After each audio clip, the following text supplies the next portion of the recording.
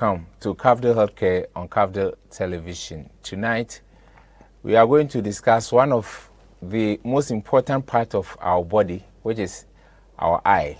And so today is World Sight Day. If you have a problem with your sight, you know what you go through. So the whole world, as usual, it takes one day for you and I to reflect and talk about our eye. And tonight is what we are going to do. I have with me Mariam Ehun Arta. She is a ophthalmic. You see, always I suffer a lot when I'm pronouncing a word like this. Ophthalmic nurse, and also Collins Asantieje. He is also ophthalmic nurse from Cape Coast Teaching Hospital. When we come back from the break, we will start talking. Stay tuned.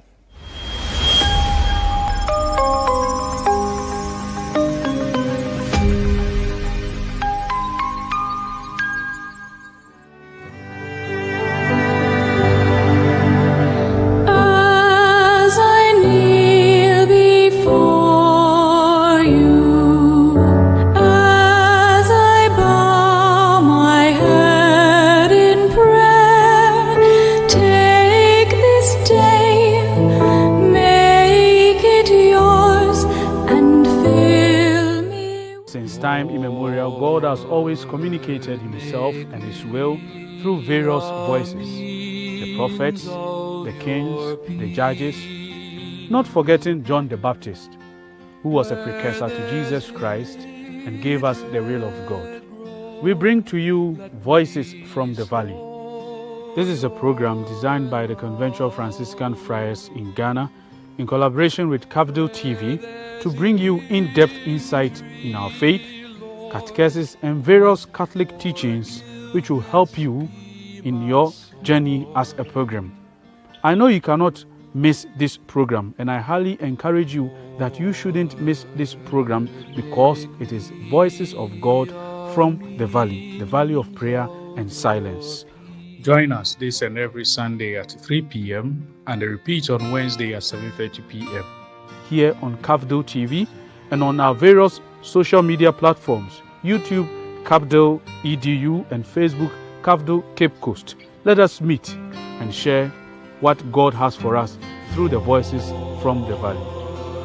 Make me a means of your peace.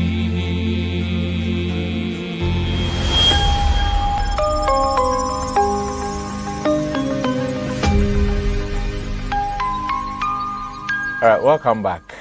If you just tune in, this is Cafdil Healthcare on Cafdil Television, and tonight is World Sight Day celebration, and we are going to do justice to that.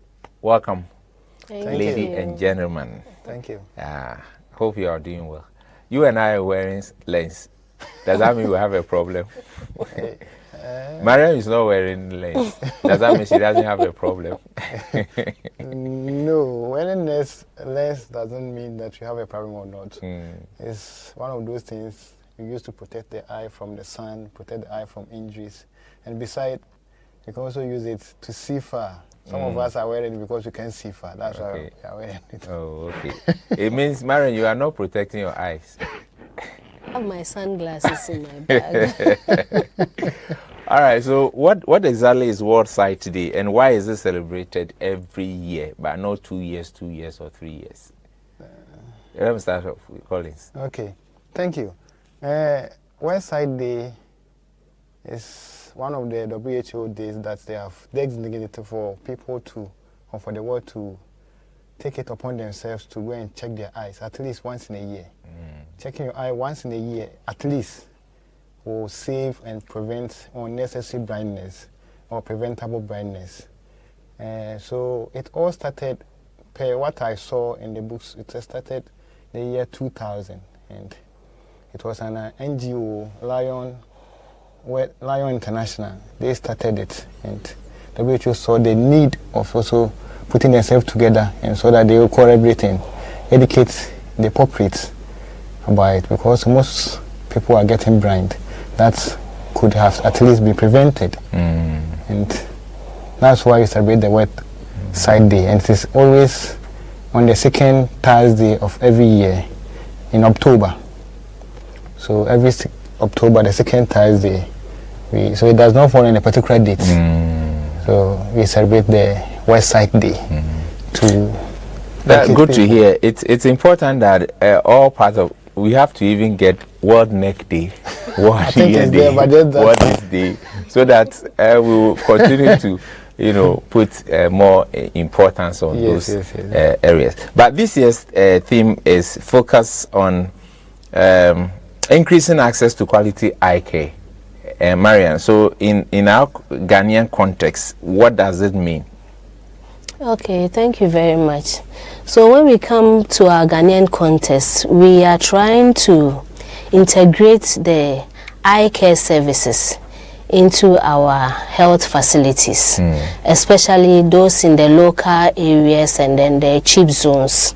We want to create an eye clinic area for them, so that they will be able to have access to eye care, not necessarily always coming to the bigger hospitals. And also we want to train more community health nurses to be able to identify eye conditions, treat, and then issues that are beyond them, they can refer. We are also hoping that the health insurance will be able to cater for. At the moment, it is catering for some. So we are hoping that it will cater for all the eye conditions. So you'll be opening eye centers in all the rural areas? That is what we are hoping. By 20 what? Let me chip in something small. The theme for the West Side Day this year from the WHO is Love Your Sight. Love Your Sight. Yes. Okay. But as ophthalmic nurses in Ghana, we saw that no, there are a lot of areas that lack ophthalmic nurses and other people who have specialized and they can see the eye and treat people to prevent this blindness. That's why Sister said that we want to collaborate with we want to open chips, go into the rural areas, do screenings so that people will get access to it, and also education through this podium, that people will understand the reason or the importance of coming to check their eyes, so that they will be able to detect conditions and treat it early to prevent preventable blindness. You get it? And also the health insurance is paying part of the insurance, the consultation and the cost. Yes, we will come to the health insurance aspect as part of my question, but you don't have ophthalmic assistants, nurse assistants, no. Just as other departments have.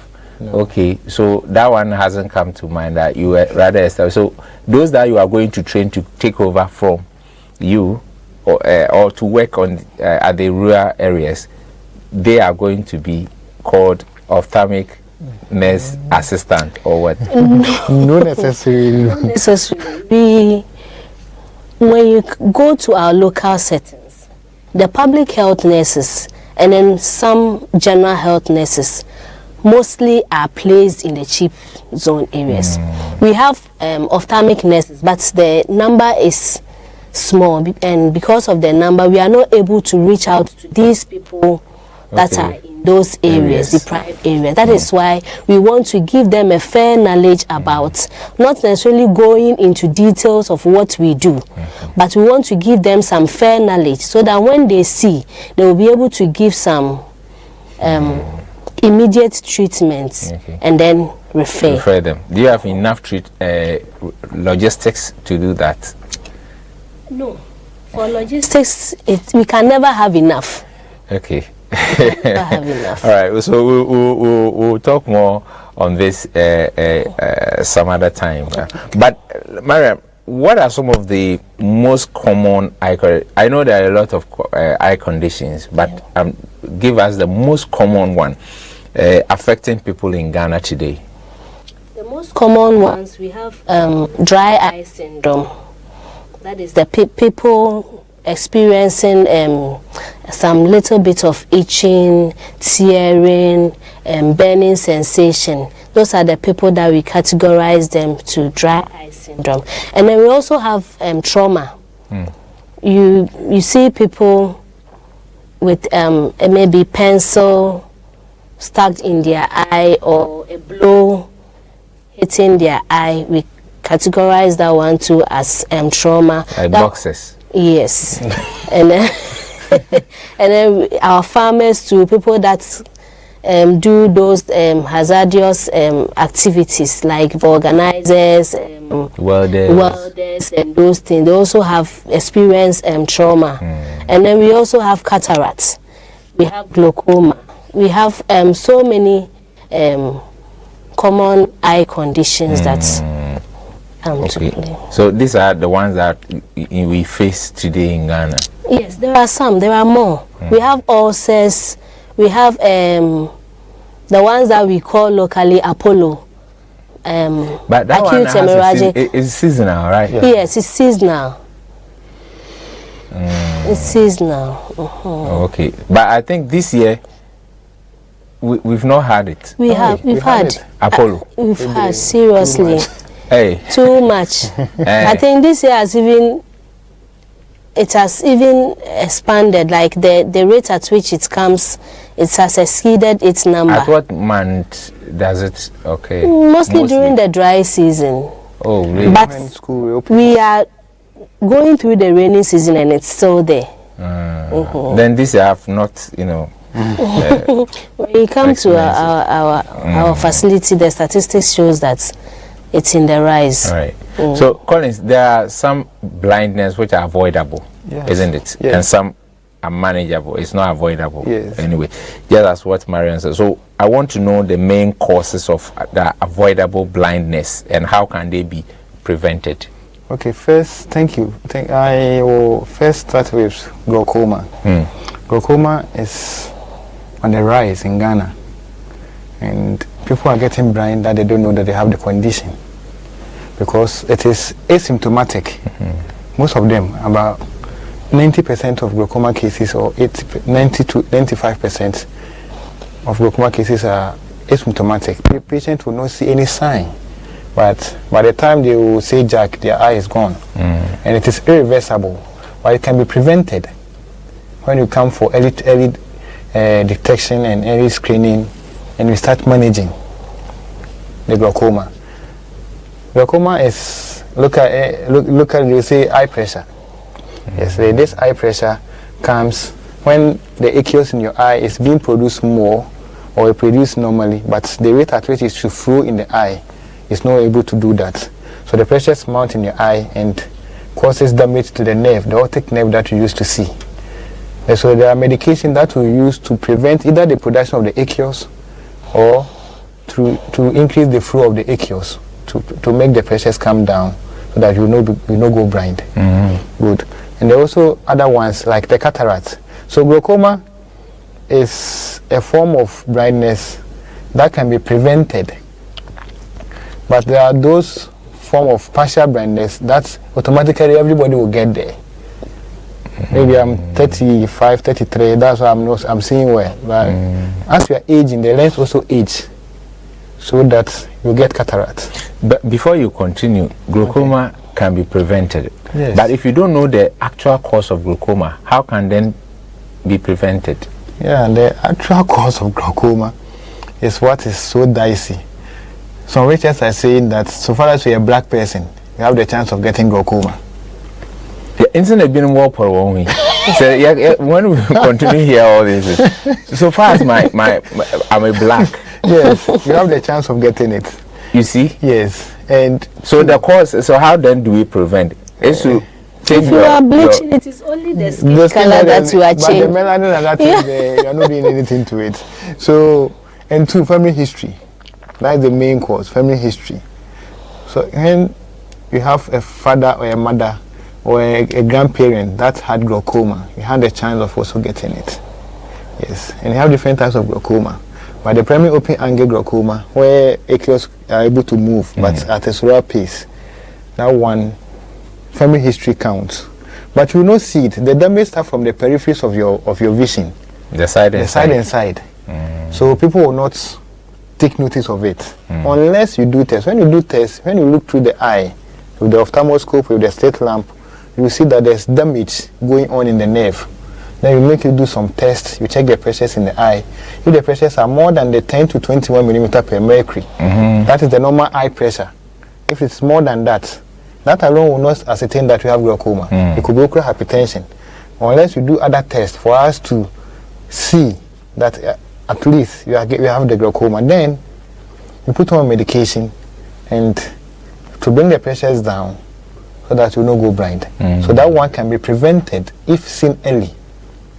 The blindness can be prevented, but it can, and when you get blind from glaucoma, it's irreversible. So most people are walking with glaucoma and they are blind. As time goes on, when you sit down, you look straight, then you see whether you can see 180 degrees. 180 degrees. Yes. That is from eye without turning or rotating the eye. You have to look straight and see whether you can see your sideways. So now I can see. I can see. That means I can see here someone folding the arm. That means the nerves are functioning. Oh, okay. And all right. That's it. But for cataract, as you are aging, you get cataract. For refractive that one comes with age. At what age does it start? From age 40 upwards. Okay. And also have some conditions that will make people get cataract earlier, like those with diabetes, those abuse steroids.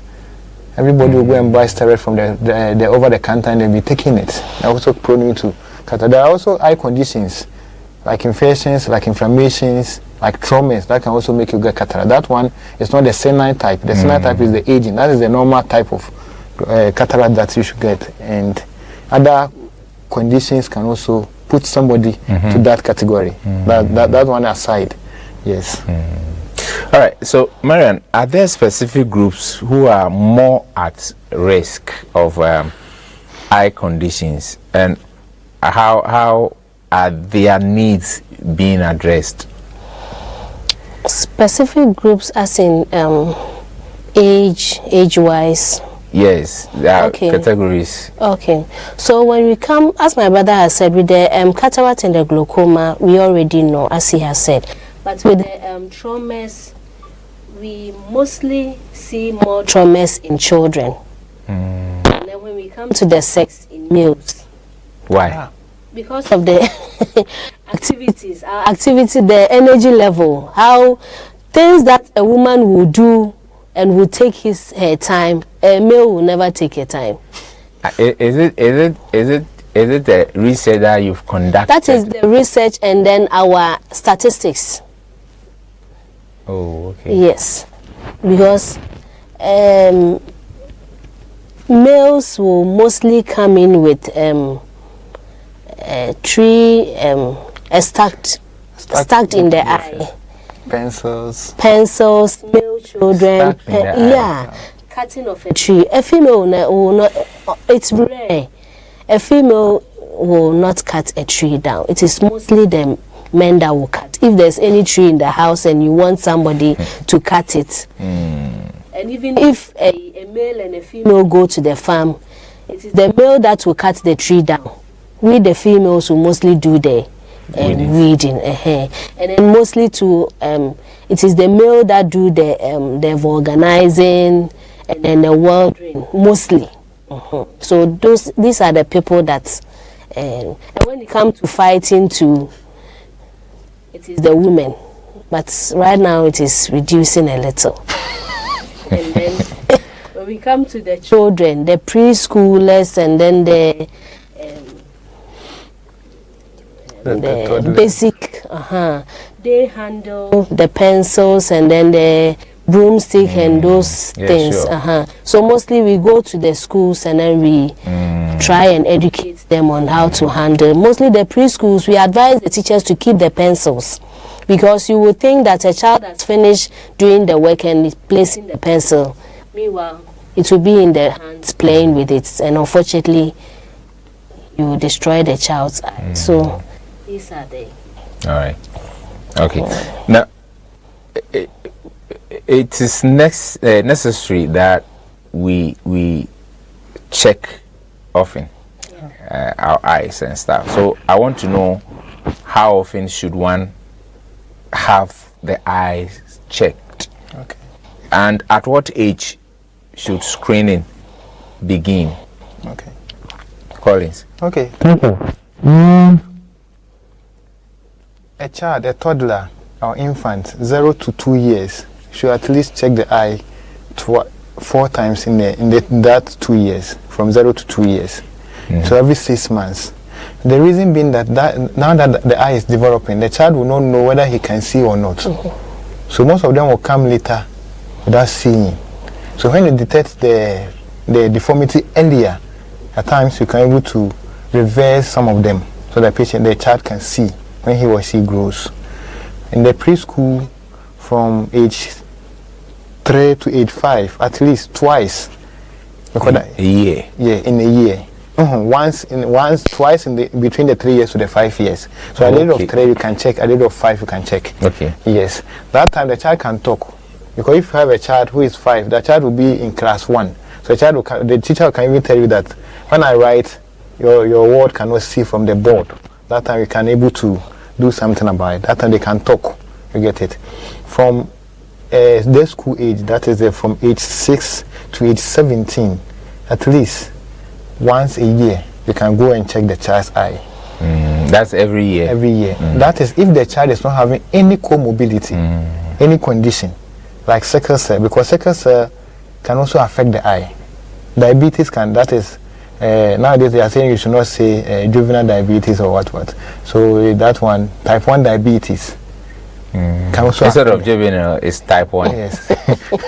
But I said diabetes. Yes, the still diabetes, the type 1, those who depend on only the insulin, those who depend on insulin. So we have to go and check, because that one also can affect the eye. So we have to check it. Aside that, those people, at least once a year. From our age, at least once every 2 years or every year. If you are not having any condition, it's fine. When you get to your older ages, the 40s, where you have presbyopia, the patient will not be able to, they cannot even see on their phone. They have to steady their phone towards about 1 meter or 2 meters away. They cannot even thread the needle.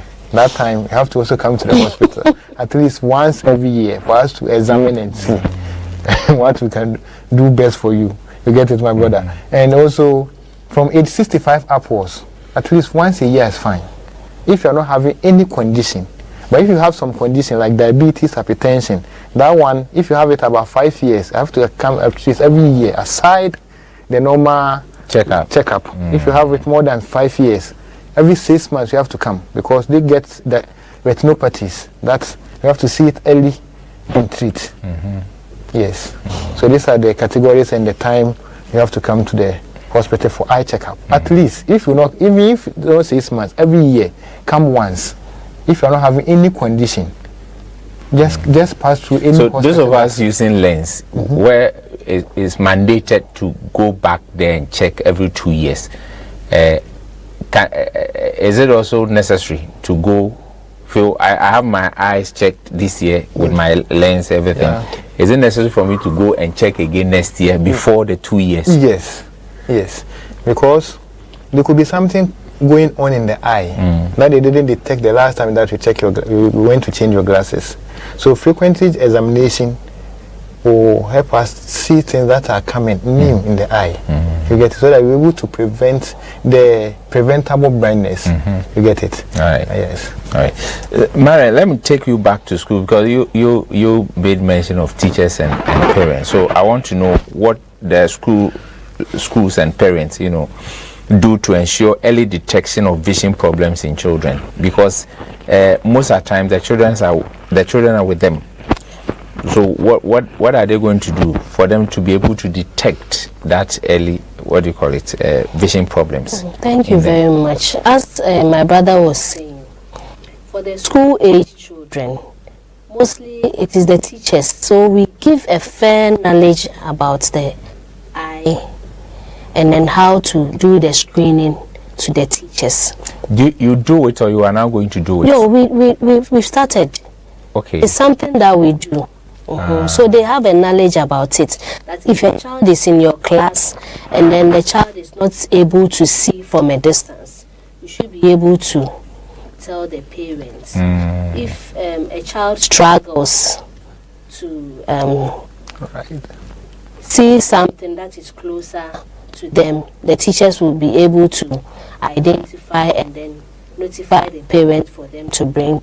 And mostly when we go to school, to some of the teachers specifically pick some children and bring them to us to assess them well. And they also tell us what they have seen, and then we take it up from there and then see what we can do to help them. And then coming back to the houses too, we also appealing to the mothers, the new mothers, to always observe their babies when they are breastfeeding. Because when you give birth under normal circumstances, the baby is supposed to be assessed in the labor ward or in the maternity ward before they are discharged. Okay. And so if there's any abnormalities, the midwife is supposed to see it. But if they are not able to do it and you are breastfeeding your child or you are taking care of your child, you should be able to detect, oh, mommy, maybe the mother will come to the hospital and say, when I'm giving my baby the breast, my baby struggles before taking the grams of the areola. And so you see that the child is having a challenge. And then sometimes too, when you shine a light on the baby's eye, the baby is supposed to blink. So if your baby is not able to blink, you see that your child is having a difficulty. Yes, the child is supposed to respond to those stimuli that you are doing. If the child is not doing that, then you see that the baby is having a challenge. So you bring the child to the hospital. Okay. But again, do you have some barriers that prevent people from accessing quality eye care service? Yeah. And what are those? We have so many. Mostly we have the costs involved. We are saying that the health insurance takes some part, but the moment you come to the hospital, they say I don't have money, and so we continue to educate them. Health insurance offer part one for Nina, and see if the part in our boat here and maybe I know you come. Branayan can show there my music and also another Branayan can show the mommy. The health insurance can take everything. Because we have certain conditions that the health insurance can take care of everything. Okay. Even the surgeries that we do, the health insurance pay more. It is just a token that you add up to it. So don't stay at home and say, I don't have money. And mostly to the geographical areas, looking at where the facility is and where the person is staying. Even if the person is having a cheap compound there, that is why I said we want to train community health nurses and even midwives so that they will be able to identify and treat. When the person goes to the cheap compound and they say, Mami, they begin to panic. They won't come. And by the time it gets worse and they come, there's nothing that we can do, or there's little that we can do. So these are some of the barriers. And then lack of the logistics that you were talking about. Sometimes the structure is there, but you don't have certain things that you can use to do much. So the little that they do, they can refer. So let me take you back to the schools that you made mention of. So how often do you visit the school? Oh, for the schools, we go there every week, Wednesdays. And we've not chosen a particular school. Almost all the schools in Cape Coast. Only Cape Coast Metro? Yes. Where? But other districts, the closest district like KE and stuff, schools in KE, you don't go there? Or designated for other groups? It is assumed we might have another group of ophthalmic nurses there who also do that. So we take care of our Then I think this thing is only in Cape Coast. For KE, I don't think it is. And we go for outreaches too. Yeah. Outreaches to the rural areas. So whenever they hear that we are around, most of them they bring their school the school children there. All right. I will go for a short break, but your ophthalmic nurses, you have a society in Ghana. Yes. So when we come back, I will come and ask you your contribution. Okay. The society contribution Okay. in improving the eye health across Ghana. We'll be back shortly.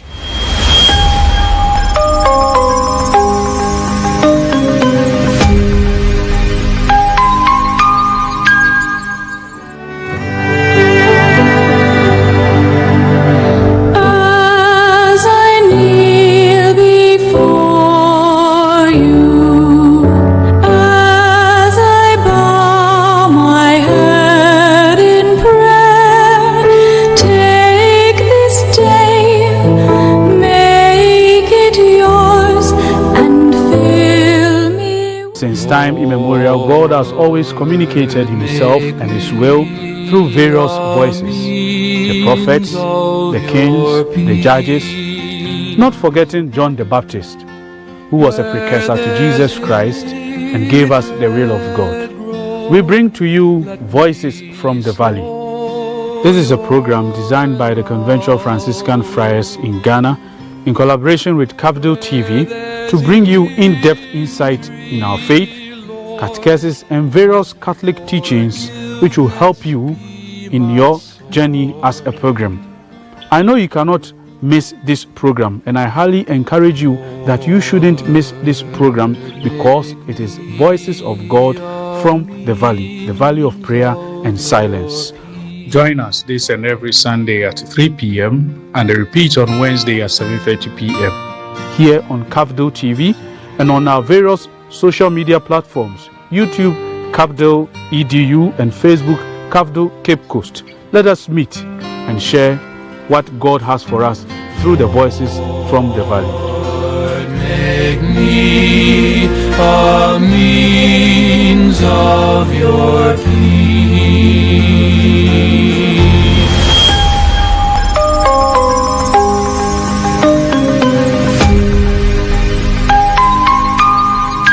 Welcome back. You're still watching Cafdil Healthcare on Cafdil Television, and we're discussing sight, World Sight Day.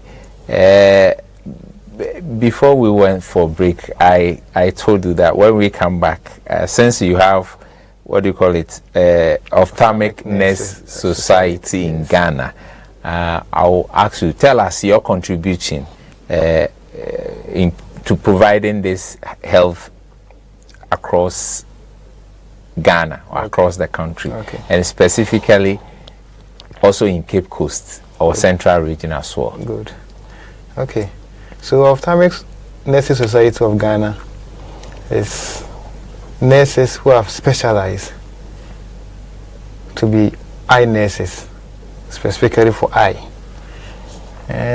We do assess patients, we do consultation, we in the rural areas where, or in the district hospitals where they don't have ophthalmologists, we can perform minor surgeries. The nurses? Yes, minor surgeries. And we also assist the surgeons during surgeries. Good. You see, Ghana ophthalmologists are not many. Most of the district hospitals and even most of the hospitals don't have ophthalmologists. So we step in their shoes where they don't have ophthalmologists or the doctors specialist eyes. So we are almost in every district or every region in Ghana. And what we normally do most is to, as we are doing today, mass media, publications. We also go on information centers to educate. Ours to start from the primary source where the issue is coming from. So we, like, as they said, we have to start from the primary health care. So we have to go to the villages where the remote areas. At times we go to a place only one person is staying there with the kids. We have to go and assess them. They also need eye care. So that's the duty of the ophthalmic nurse. So you contribute a lot in Ghana and outside as a whole, because some of us also assist in NGOs in going to different places to perform surgeries. Yes. So that's the duty of the Ophthalmic Nurse Association. So we also take care of pre and post cases. We take care of patients before they are sent to the theater. In the theater, we assist the ophthalmologists to do the surgeries. And then when we come out of the theater, we also take care of the patient. And we even follow up to their various destinations to give medications and then to take care of them until we get a proper outcome. Good to hear. World Sight Day. So are there any ongoing or upcoming eye screening and outreach programs we should know about? I just came back from a 1-week outreach program at Ekumfi District, the whole district. The whole district, yes. We visited about 38 communities within a week before we came back.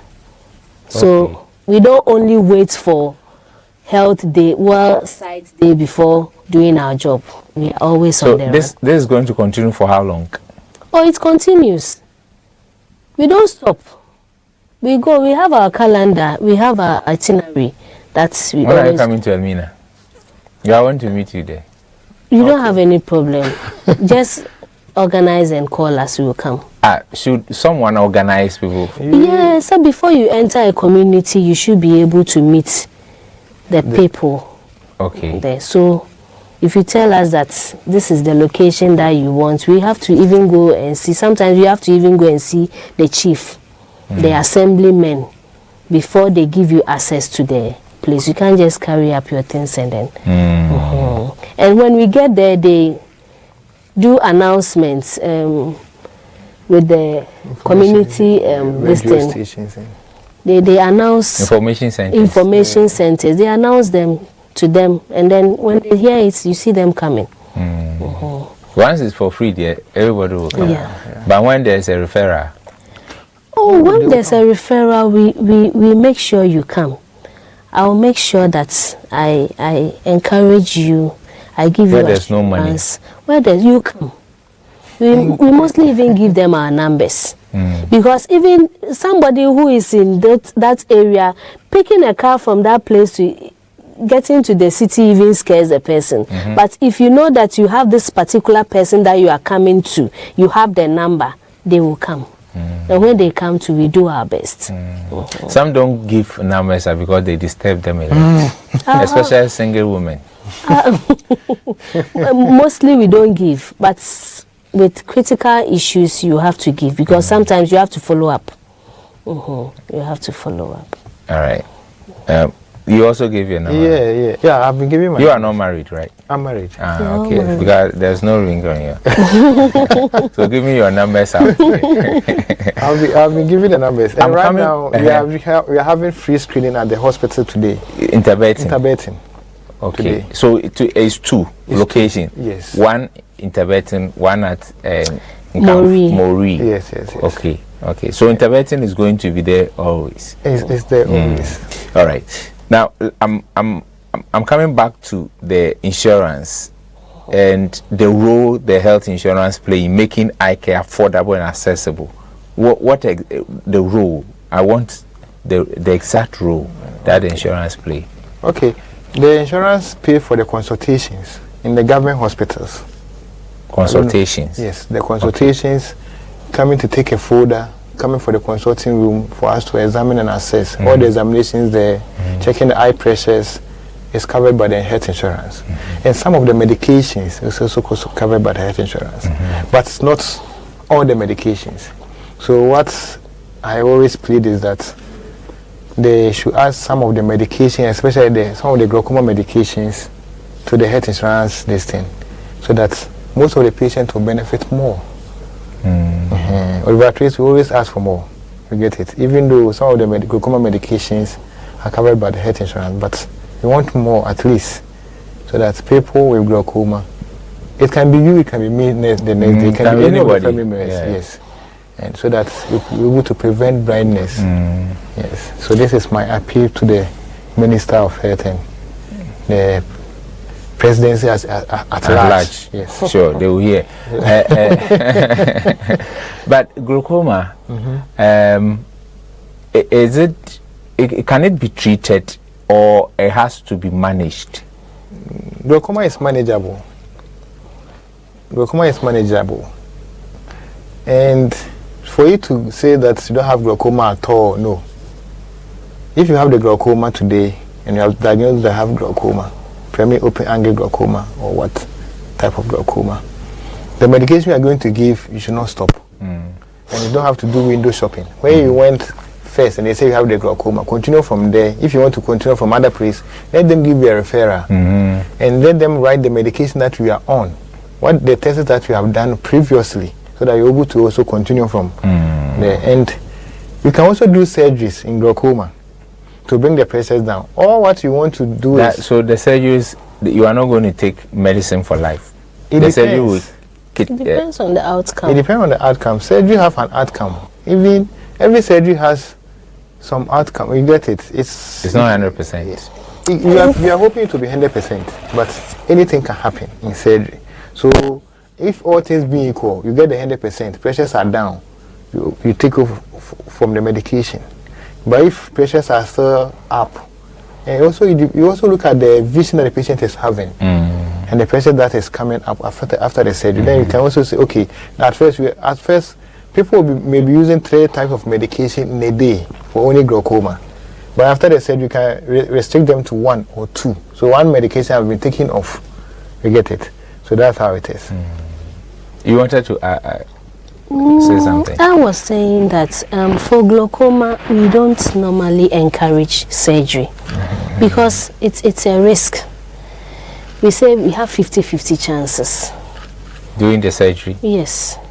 So we don't normally, it's only in extreme cases that we recommend surgery for you. Looking at the outcome of it, sometimes it's not worth it.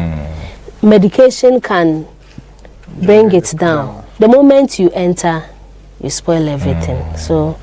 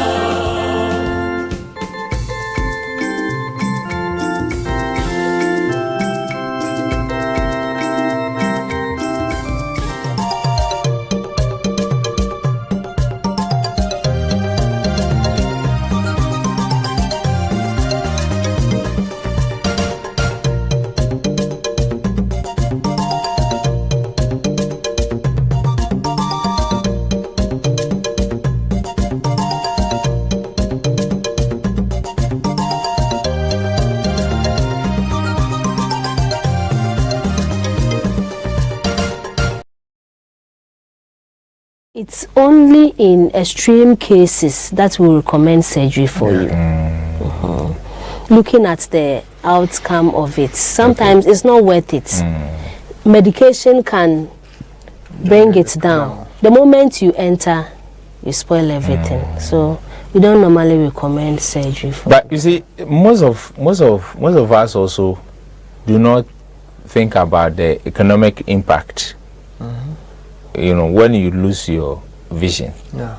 So, what is the economic impact of vision loss or untreated eye condition on individual and the country at large? Because our minds are not there. Okay. So many challenges. When you come to the home, the challenges that you will face, if it is the breadwinner who gets blind, you see that automatically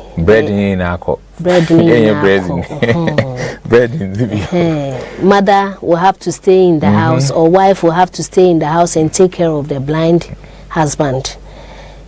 If the mother is going out, one child will have to stay behind and take care of you. Are risking the child's future.